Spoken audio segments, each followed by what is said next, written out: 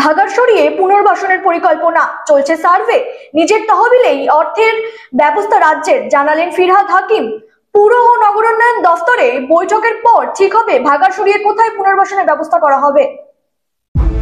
ভাগাড় সরিয়ে পুনর্বাসনের পরিকল্পনা চলছে, সার্ভে নিজের তহবিলেই অর্থের ব্যবস্থা রাজ্যের, জানালেন ফিরহাদ হাকিম। বহু বছর ধরে জমে থাকা ভাগাড় সরানোর কাজ দ্রুত গতিতে এগোচ্ছে। প্রশাসনের তরফে জানানো হয়েছে এখানকার মাটি একেবারেই ব্যবহারযোগ্য নয়। আজ সোমবার সারাদিন জুড়ে ওই এলাকায় সার্ভে চলছে।